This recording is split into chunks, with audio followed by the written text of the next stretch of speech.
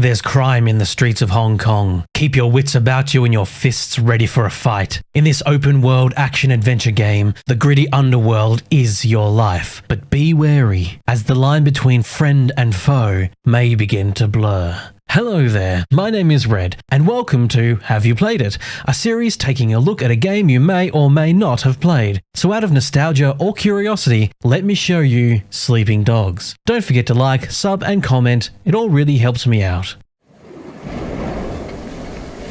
The rain falls on the seedy underbelly of a drug deal in progress. The tone is set, the atmosphere is gritty and dark. We are introduced to our protagonist, Wei Shen, a dealer, but lurking in the shadows, the police are watching. A sting operation in progress. A security guard interrupts the deal, and the tone of this video game is cruelly set in his demise. Pouncing onto the scene, the cops make their bust. You are introduced to the movement mechanics in this high-octane run for your life. Mantle scenery and dodge law enforcement, your only objective is to flee. A tightly controlled linear introduction to the world of Sleeping Dogs. It broadcasts to you the style of action you are about to enjoy. Its DNA inspired by and layered with reverence to old Hong Kong action films. Jump, leap, and bound across the rooftops of this Hong Kong district, trying to escape. But alas, in the end, you are cornered and caught.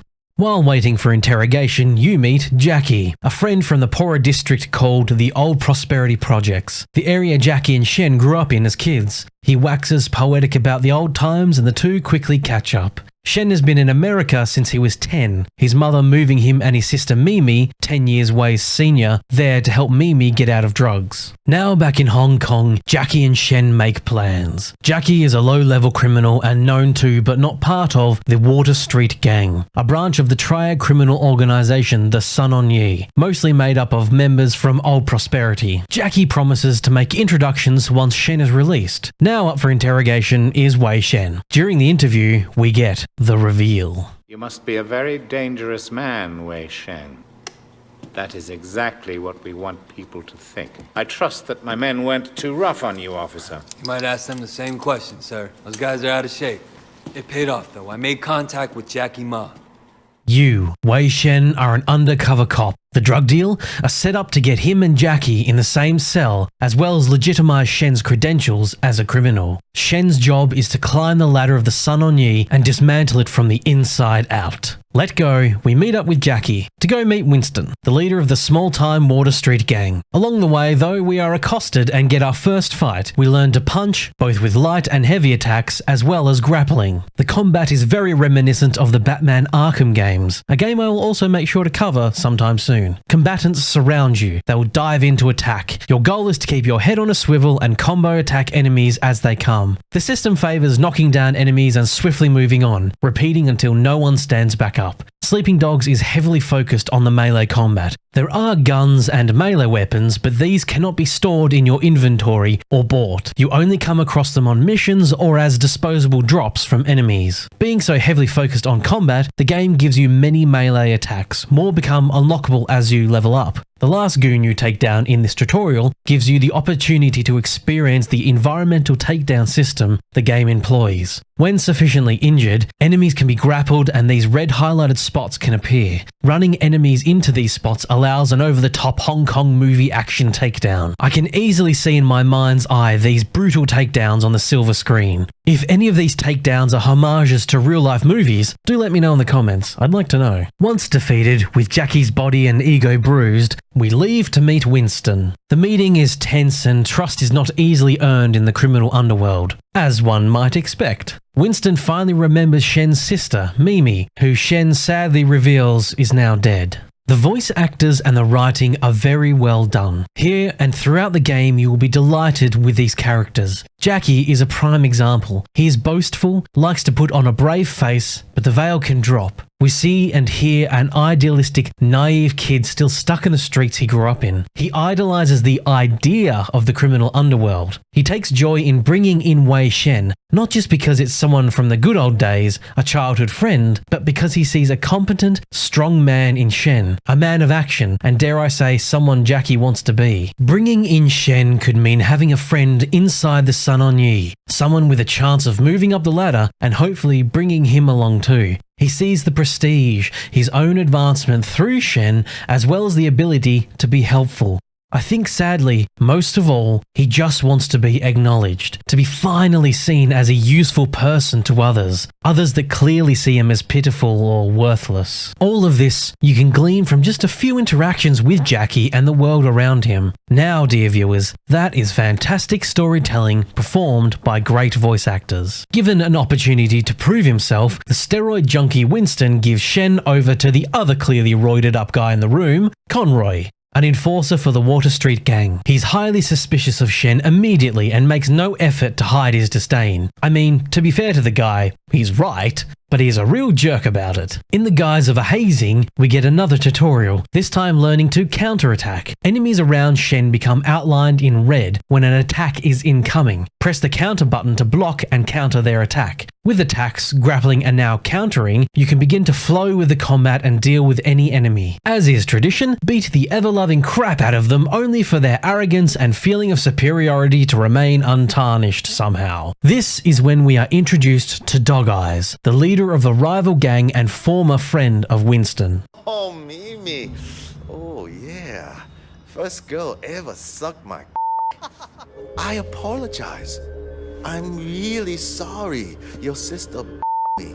He's your typical arrogant, crass, bad guy jerk, which he soundly proves immediately, I think you'll agree. Shen rightfully hates Dogeyes, as his profession is getting women addicted to drugs, then into prostitution. Something he did to Wei's sister Mimi. Now, Dogeyes is encroaching on Winston's protection racket, breaking their deal. In a rage, Winston sends you and Jackie to reinforce the night market stall owners and let them know who's in charge. Congratulations, you're now hired by a criminal organization, and your first job is underway. You get your first glimpse at the nightlife here in the district of North Point. A festive air is run through with market stalls peddling their bootleg wares. The streets here have a brilliant, lively, full feeling, and I love it. Begin re-educating the stall owners on who's in charge. The first is a smooth transaction. The second requires a little persuading, so beat up his bodyguard. The game reminds you of the contextual takedowns with this convenient phone booth. In a blatant form of escalation you only find in video games, the third calls a squad of Dogeyes goons over to receive their beating from Shen. It's also nice to see Jackie helping out too, even if it's just, a little bit. The last is being beaten by Dogeyes thugs for refusing to pay their inflated price. Take them down and collect your last payment. Still driving on down the road through Tutorial City, you're next introduced to clothing. Along the way you can also find a health shrine. This is one of the few collectibles to find in the world. For every 5 health shrines you find, you unlock a 10% permanent boost to your base health. There are 50 in total, so keep an eye out for them. Thankfully, like this one here, they all flash brightly, making them easy to spot. You can also buy food from vendors here and throughout the world. The food immediately restores some health and gives you a regeneration buff for a small amount of time. All active buffs go up here on the top right of your screen. The game has 3 distinct scores it keeps track of: face, triad, and police. Being tutorialized over to the clothing section with Jackie here introduces you to your face level. You gain face only from certain missions, but more on those later. The key point being here is that your face level determines the quality of clothes and vehicles you have access to for purchase, which at the moment is very limited. Outfits and clothing set bonuses can give you buffs such as XP boosts, increased melee damage, and more. Buy your basic, not as cool as my initial jacket, clothing and move on. Harassed once again by the steroid junkie Conroy, you fantastically tell him to grow up, and then you have completed your very first mission. Here you get your first look at mission experience. Sleeping Dog delivers a really cool and unique scoring system. You are awarded both Triad XP and Police XP. You'll notice when spin kicking your way through the criminal population of Hong Kong that you gain Triad XP. It appears here in red. Attacks, takedowns, and vehicle damage all fill up your Triad meter throughout missions. The Police XP, however, starts full. It lowers as you do things the police may frown upon, such as lethal takedowns and property damage, damage. They also do punish you for things like being clumsy, which is achieved by not tapping the sprint button correctly when trying to vault over something. So I guess gracefulness is also taken into account for some reason. So try to ram cars off the road whilst also avoiding civilian casualties and property damage. This is the key to maximizing XP. Also ensure you look cool whilst doing it. Apparently. Still enjoying the lights of nightlife in Tutorial City, we get our first face mission. The first one is a simple favour. Bring money back to Mrs. Chu, Winston's mum and the owner of the restaurant you have had your meetings at with Winston and the gang. In what seems to be becoming a fast tradition, you are accosted on the way back, and another game mechanic is introduced, the face meter. Separate from your face level, the face meter builds up in combat. Using different attacks and grapples fills up this meter faster, whilst getting hit will drain it. Once filled, the screen flashes yellow. You intimidate enemies and your health rapidly regenerates until the bar is drained. Wipe the floor with these fellas and hand over the cash. Your favour is complete and you've gained your first face level. A quick aside, you can lock onto enemies in combat, but I must admit I'm not in love with this system, so I usually do not use it. Whilst locked on, combatants' health is displayed under them with these red segmented rings. So it does exist, you just won't see much of it in my footage. Something I do love is how beat up you can look after fights. No coming out squeaky clean or just a slightly bloody nose here. You can look an absolute right mess after fights in Sleeping Dogs. It helps keep the game feel grounded and is a nice touch. I also feel this is the DNA of the Hong Kong action film seeping through again. By now, you've unlocked your first police report. You can access these through your phone. Some of these are by Shen and are reports on key characters you meet throughout the game, giving you insight into what Shen knows about these people, whilst also giving you a nice bit of in-game lore. Winston, for instance, say that 10 times fast, is noted for his lack of intelligence and impulsiveness. Also noted is his believed steroid use and slipping control of his territory. It also lets you know Shen's plan to position himself as Winston's intelligent second in command, which he sorely needs. Also included is Winston's backstory. Other reports are from alternative sources and are removed from Shen's personal feelings. They are more asset-orientated, basically describing how the person could be more useful or not so useful to Shen, such as Jackie's report. Interrupting Jackie and Winston midway through an intriguing chat, Shen's last tutorial mission is to collect protection money from Ming, a dealer that backed out when it came time to pay. Another collectible is available in the restaurant. Grab this Jade statue. Later, you can trade this and 10 others you may find around the world in to learn new moves from a martial arts trainer. At this point, the trainer is currently unavailable. Rushing through the crowded streets like a madman because it's fun, if a bit awkward at times, you find Ming, who promptly flees and leads you on a merry chase straight from an action film. Rush through crowds, vault up walls, crash through glass and coolly slide your way to Ming and his thugs. Defeat the thugs and meet Ming on his rundown rooftop backlit with neon signs. Ming is your first confrontation with melee weapons, in this case a knife. Avoid his slashes and take him down, then get arrested again. Being interrogated again, your supervisor, Superintendent Thomas Pendrew, steps in to let Inspector Jane Teng in on your secret, stating she can be trusted when confronted with Wei's annoyance. Is it against For God's protocol? sake, Teng, he's one of us. What? Jesus, Pendrew, let me get the door. There are a few badges outside who didn't hear you. It's all right, Wei. We can trust her. Trust her? I just met her. Congratulations, Teng, so now you know. Maybe now we can make sure that we're helping Wei, not making his job harder than it already is, Cutting to Shen's apartment, the world is now open to us. In your apartment, you can sleep and change clothes. On your map, you now have various activities. Apothecaries and massage parlors are open for giving buffs before jobs, and you can also avail yourself of food and clothing stores. More favours appear regularly on the map to earn face XP. The primary missions appear here on your available missions list in the map. You also have side jobs and more, but those don't appear on the list, just on the map. There's a handy legend you can open up and peruse too. Grab your bike from the parking storage and get out there. Careful when out in the world. These blue radius icons denote police. Unsurprisingly, they chase you if you do anything illegal, like steal this bike for instance. The police will target tyres immediately, and unlike a lot of other games, driving with blown tyres is very difficult here. The arcadey driving is quite fun. It takes a little bit to get used to, but I really enjoy it. Sliding around, destroying public property can be a laugh, and as expected, there's a nice collection of cars, bikes and boats to pinch or purchase.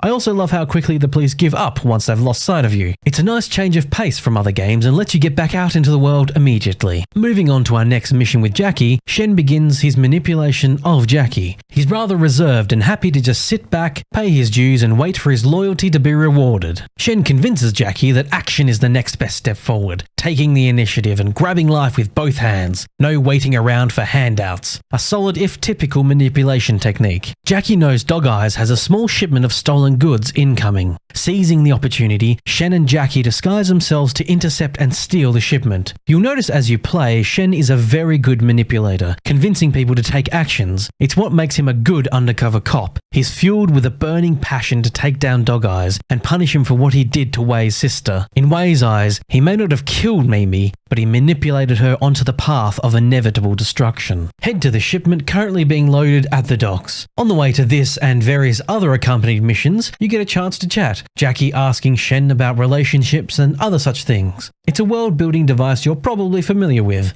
Arriving at the docks, still trying to get the hang of this driving thing, we promptly eliminate the warehouse guards. This is your first mission-based chance to pick up a melee weapon and use it. Also another first is a car chase. The guards hightail it out with the stolen goods and we follow in hot pursuit. We are introduced to the ramming mechanic. Press the prompted button whilst holding a direction to, admittedly rather unrealistically, ram in that direction. The arcade-style driving in full colours. It's very enjoyable and satisfying to ram into cars and fling them off the road. Note, you do get punished for property damage with negative police XP, but only if your car does that damage. Ramming bad guys' cars into property or civilian cars does not negatively impact your score, so ram away. Just be careful. Take out the escort vehicles, then disable the loot vehicle. An excited Jackie rushes to collect your ill-gotten gains. Your ill-gotten gains turn out to be cheap watches, much to the annoyance of Shen and the surprise of Jackie. The juxtaposition of Shen's frustration of this almost worthless small-time job to Jackie's joy over the score he never would have dared do before is another great character showcase. Evade the cops and drive to the meeting place to sell the watches. Jackie takes the lead and gives Shen a watch for his troubles. With the mission complete, you should level up if you haven't already. Here we get our first skill point to spend in the skill tree. You have access to cop upgrades, triad upgrades, melee training, face advantages, and health upgrades. The cop upgrades mostly deal with firearms and a few vehicle skills. Triad upgrades cater to melee skills. Melee training are the new moves you can learn after trading in the statues. Face advantages are auto-unlocked upgrades and unlock various things from food and drink effects lasting longer to gaining access to a valet that delivers one of your vehicles to you anywhere in the open world. Health upgrades is an overview of your progress with the health statues. As discussed earlier, there are side jobs. These blue cop jobs will appear on the map and are usually simple jobs Shen can undertake for some extra police XP. This one, for instance, covered up in full police uniform, Shen needs to chase down these drug runners, ram their vehicle and apprehend them using the grappling mechanic. You must grapple to arrest a suspect, and they have to be at low health to do so. One of the takedowns is tasering them too, which is fun. Moving on to these blue case files on the map, they are story progression missions undertaken for law enforcement. Teng, the cop interrogating us earlier, is a little frosty to Shen at first. She complains that Superintendent Pendrew's people are usually less willing to help her out. Much to her surprise, Shen is. Offering an olive branch, you both agree to work together. This starts off a series of cases you can undertake throughout the game, with each case being broken down into leads, which are missions that will culminate in the case being completed. Taking the case, you head on out. Just outside the undercover HQ area, there is another collectible, a lockbox. There are 100 total in-game. Each contains some cash and sometimes a clothing item or a weapon. They're occasionally guarded by thugs as well. Moving forward with the first lead of this case, we need to talk to Ming. You might recognize him as the knife-wielding chap we beat up earlier. Now working for Winston once again. He needs more supplies to continue his dealing and tasks you with meeting with a supplier called Popstar to restock. Head over and have a chat with his Popstar character. As is tradition, he wants a favour taken care of. Collect the cash off the so-called deadbeat junkies nearby for him. Simply beat one and the other can be extorted. Hand over the cash and he'll give you some special K for Ming. During this mission, I also did discover a problem you can occasionally run into with the running vaulting system. Trying to run up these stairs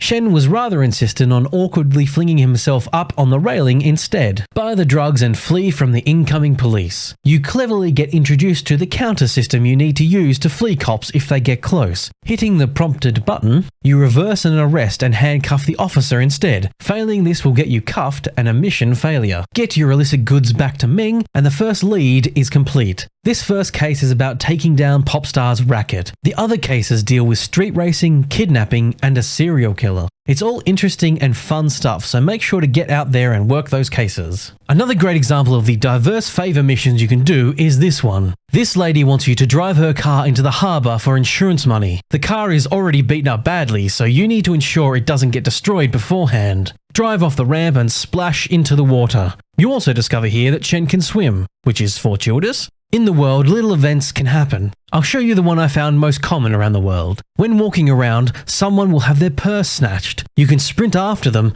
tackle them to the ground, and return the purse. You are awarded with a small amount of cash. Her celebration, however, is a little peculiar. When out and about, not on a mission, I was sporting my freshly bought clothes when I was taken out in a fight. When this happens, you respawn in a hospital and are charged. I will say though, my new clothes were removed and I had to repurchase them, which is a little bit annoying. Running outside, a man was hit by a taxi. The ambulance promptly arrived to help. A nice bit of in-game liveliness, though it was somewhat spoiled when the paramedic did nothing but walk around the body looking lost. To top it off, this lady decided to behave a little strangely too. So I was treated to whatever is going on here. A stone's throw from the first accident, 2 more people were flattened right here. A crazy nightlife in Hong Kong, apparently. Another mission type can appear on the map in the form of this yellow circle. These are events you can find throughout the game. This first one is a request from Inspector Jane Teng. Street racing is getting out of hand and Teng tasks you with disrupting a race. Driving this awesome police vehicle, Shen must disable all the marked vehicles. Not all of the races need to be taken down. You just need to disable the marked ones before the race ends to complete the job. Smash the vehicles and avoid losing police XP. Cop jobs and missions like these only award police XP, so outfits that boost police XP is recommended. When navigating the city, you can also take taxis to key locations such as main missions. Just remember to hold the interaction button, or you just end up hijacking the car and shockingly the taxi driver doesn't appreciate it, nor offer a ride afterwards. The market is a good place to visit in the beginning. You can find various vendors there, predominantly clothing vendors including the special outfit vendor. There are plenty of outfits to choose from and they all have their own unique bonuses, as well as steep price tags and varying levels of incredulity on what Shen would actually wear. The market areas are also a hot spot for favours and food. You can also talk to this chap here. Interactable NPCs have this dialogue box above their head, and not all of them are marked on the map, so keep an eye out when you're out and about. This chap can sell you an AC unit for your North Point apartment. You can find 4 upgrades for each of your 4 apartments as you go throughout the game. They don't do anything mechanically, they just look nice. A fun extra thing for you to find and do in the Sleeping Dogs universe, and it's completely optional. A small note if you played this a while ago and haven't played the Definitive Edition. All DLC is included in the Definitive Edition, but it is locked behind logical points throughout the game, as opposed to the original when it was all available straight away. The outfits and cars are now locked behind in-game paywalls, rather than just being available from the start. I personally love this as I dislike getting DLC boosts and a garage full of overpowered vehicles straight away. I like working my way up, getting better things as I go, earning it and feeling rewarded.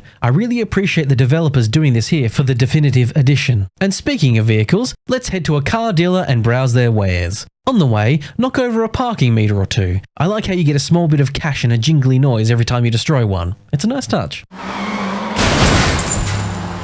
Some cars are of course locked due to low face level, and also being poor, but I've picked up this adorable little speed demon to add to my garage. Once purchased, you can return to the vendor and freely swap between a few paint jobs, a nice extra detail. I do wish however the car was lit better. When the sun's low it can make it hard to see what you're actually choosing. As mentioned before, buffs can be helpful before missions. Head over to an Apothecary and buff up. This buff decreases damage taken. After rather rudely throwing the empty cup on the ground, head off to the massage parlor. Massages are a bit more costly, but boost up how much face XP you gain for a time, so take advantage while you can. I also enjoy how the convenience stores have that little bing bong as you enter or leave. Throughout the world, you can find red markers on the map. These are groups of criminals you can bring your unique and pain-filled justice to. This group, for instance, has a grappler and takes a fair beating and can beat you a fair bit before going down. Groups like this can sometimes mean a lockbox is nearby, so hunt around after you've delivered Shen's fist-orientated justice. Not to be 100% serious, Sleeping Dogs doesn't mind making you laugh. This favour here, for instance, a man named Calvin asks for a lift in just one moment before promptly turning around to punch a police officer in the face. Making your escape, Calvin reveals the officer was sleeping with his girlfriend. Well, not really his girlfriend, more the girl Calvin likes. So yes, you act as a getaway driver for a man that punches a police officer in the face for sleeping with his own girlfriend. Shen suggests Calvin should maybe learn to drive for himself. Calvin appears later for favour missions and on a case file, so look forward to this stable individual being more in your life. Another job is available for the Sun On Yee, a mission based on the minibus racket. Basically, the criminal underworld extorts money from bus drivers for protection and allowing them to run the most profitable runs in the area. According to this report from scmp.com, this is a legitimate thing that has happened in the past. This report is from 2010, 2 years before the release of Sleeping Dogs. I found this interesting and surprising, so I thought I'd share. In this mission, you drive a minibus around full of your lads, going stop to stop and taking out any of Dogeyes' thugs. A quick word to potentially clear up confusion. Both Winston and Dogeyes are part of the Sun On Yee criminal organisation. They're both red poles, basically leaders of their own gangs, so they're both technically on the proverbial same team, but still struggle with each other for control over territories and rackets. They need to juggle the line between furthering their own gangs and not overstepping their bounds as to incur the wrath of the higher-ups in the Sun On Yee organisation. So Shen is tasked with taking over Dogeyes' minibus racket, ordering the men to only beat, not kill, as to not attract too much attention. Along the way, we get a chilling conversation with one of Winston's goons. Another man, much like Shen, a good fighter, came out of nowhere and joined the Sun On Yee. He was later discovered to be an undercover cop and was brutally dealt with. It's a spine-chilling conversation and helps remind you of the precarious and deadly situation Shen is in. We now steal the passengers from another bus, getting close and honking our horn to harass them into stopping. Make your way back to the stop, only to be chased by other vehicles. Take them all down and drop off the passengers, ensuring to keep the passenger satisfaction meter full. With your passengers safely away, the job is now done. I really enjoy Sleeping Dogs' mission variety. There's a lot of different things to do. Gambling on roosters will be available, and eventually you will be able to do street racing, participate in martial arts club, visit an offshore gambling den, participate in some karaoke, and enjoy the classic cars for cash chop shop job. You can even find and date girlfriends. Nothing serious, as Shen doesn't think it's a good idea, but you get some cool unlocks for dating them, such as all the health shrines appearing on your map. There's 5 in total, and they become available as you progress. The final collectible in the main games are surveillance cameras. You can find them throughout the world, 26 in total. You need to clear out the thugs, then hack the system by completing this minigame. You have 6 attempts and 10 digits, 0 to 9, to choose in these 4 slots. Red means the number's not in the code at all. Orange, it's there but in the wrong place. Green, right place, right number. Once done, go back to your apartment and survey the cameras. Observe and pick out the dealer. Once you're certain, arrest the scumbag.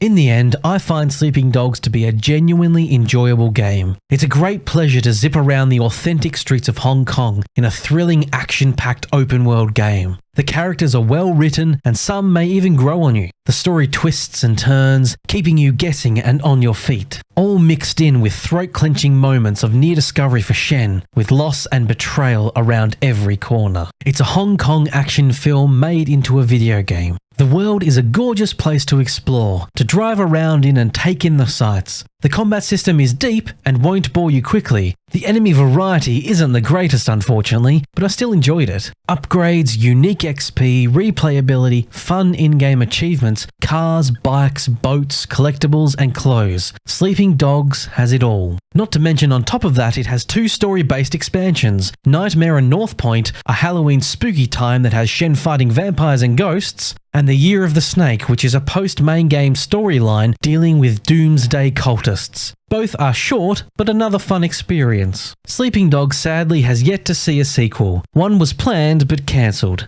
A movie has been on the way for a while, but it seems to be stuck in pre-production. Attached is Donnie Yen, who would make a great Wei Shen, if it ever actually gets made. We may never see Wei Shen ever again, and this is a fact that really saddens me. If you haven't played it, I highly recommend it. It's a bit old now, but it's still worth a play. It has its troubles, some of the NPCs and animations can be a little bit ropey at times, and less said about the in-game camera, the better. But it's a fun jaunt into the intense and thrilling video game world of undercover law enforcement. It's gripping, full of colour and unique characters. But most importantly, it's fun. If you have played it, or if you now plan to, let me know in the comments. I'd love to hear from you. Thank you very much for watching. Don't forget to like, sub and comment.